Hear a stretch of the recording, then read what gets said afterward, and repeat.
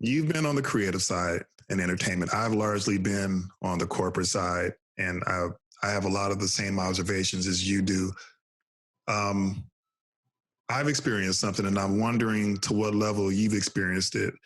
Like, do you, in your dealings with being an agent and working with above the line talent and whatnot, has anybody white acknowledged what you're going through? Like, either A, I know you're qualified, I don't understand why these agencies haven't picked you up, and B, yes, I know about the racism in this sector, and I want to validate what you're going through. Do you experience any of that?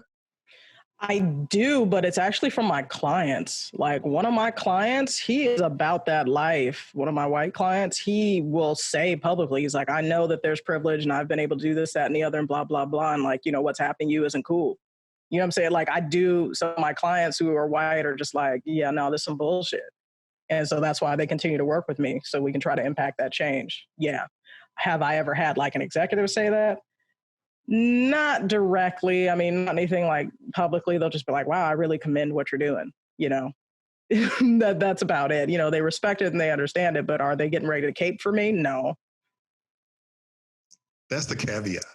And it's like, I get that from some of them, and I try not to be too judgmental. It's like I have a Jewish friend, one who's unapologetically sympathetic. Another one more of I would say, a decision maker, a position of influence and decision making. And he said, how do you guys not snap and go crazy? So, that's a good question. I said, because some of us do. I don't know how I said, I don't know, maybe I'm just a little more seasoned, a little more disciplined in my thinking. Like I don't let people dictate how I feel about myself. I don't know.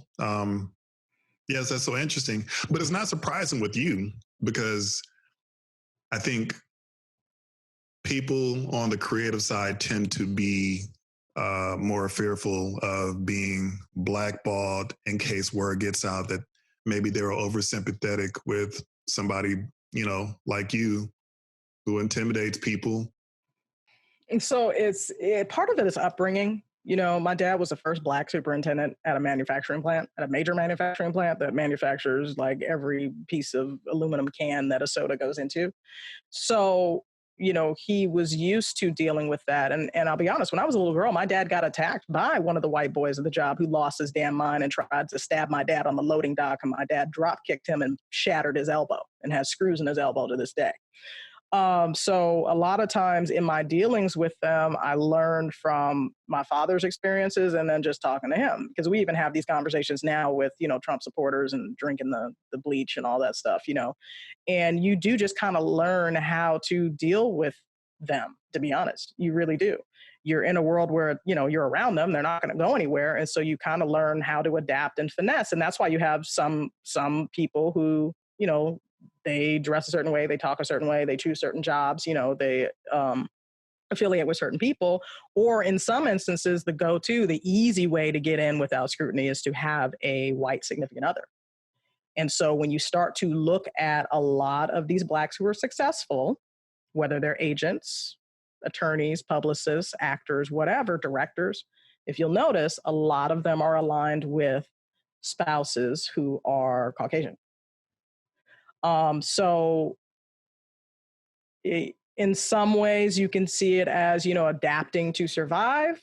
In other ways, it can be seen as the death of the Black race as we know it. It just all depends on how you look at it. I guess it's a glass half full, glass half empty kind of perspective, but it's something that I've definitely noticed. I've dated outside of my race, so I've noticed it too. But I think for me, what is changing my perception constantly was the fact, like, when we started, I had just read that email and had just relayed to an intern of like, crap, we're not going to be able to get my writers out the way we want to. But then this white executive had this like I think it's a template that he wrote out and pasted, but it was like this whole like Black Power, blah, blah, blah, blah, blah. But the picture on my Gmail was white. It was that kind of thing where it was just like, yeah, we're committed to people who have been disenfranchised and blah, blah, blah, blah, blah, right? But he's saying it in a production way of like, oh, well, people who are fifth and sixth on the call sheet, right? And so then I'm like, but this is a white guy. Like, what is this? And that happens a lot with these guys. Oh, yeah, we really want to create that space for people of color and blah, blah, blah. And I'm like, well, if you really wanted to create that space, how come I'm not having this conversation with a person of color right now? But I digress. So I watched Kenya Barris's Black AF. Have you watched it yet by any chance? No, but one of my relatives say, hey, I think the male character or the father character, whatever, is you if you had kids. And I'm like, okay, I wouldn't know. Wow. I don't know your parenting style. Should I be pissed off at this person? Well, and that's why I'm saying, wow. Okay. I don't know your parenting style. I don't know your ability to commit to your partner and be present. But what I can say is that Kenya was not really other than money. So maybe. But what was interesting about that show, were actually a lot of the parallels between what has aired on Blackish with certain situations. There were some things there that are like, okay, he really is writing his life. But there was this episode that I think is going to go down in infamy where he has this like Zoom meeting with Will Packer and Tim Story and Lena Waithe and Issa Rae. And they're talking, I'm trying to think if I missed anyone, and they're talking about some movie that he wrote, I guess, that they directed that was just awful and he hated it, but everybody loved it. And so they went to go talk. Ava was there. Okay. So they went to go talk about that. And then everybody else kind of dipped on them because they were just like, yeah, but we made our money, So then Lena's like, I got you. I'll come to the screening with you. Like, we're about to go ahead and just, set it off. And we get there and Kenya then is honest of like, yeah, I can't believe you guys like this. Like, I didn't like it. And Lena completely backtracks and was just like, oh, different stories, need to be told. And who are we to say that, someone's art is bad and blah, blah, blah. So then everybody just loved Lena and Lena just left Kenya there to just like burn. Right. And so Lena tells him like, oh, Kenya, we'll talk about this later, backstage. And Kenya was like, no, we have nothing to talk about. And then it made me think about like who they really are. When you look at certain things and you see, like, we've had these conversations about, okay, is Lena's art good? What were the problems with this Harriet movie? What were the problems with the CJ Walker movie, that they did? And at the end of the day, these guys basically won the lottery. They're able to produce content and get it out there where there are other folks that may have better content that can't get it out there because they don't know somebody who's in a position to make it happen. And I think we've gotten to that point where we're seeing now that it really, like they say, it's who you know, not what you know. Your work doesn't have to be exemplary anymore. Just like we're looking at Quibi now and how is Quibi doing?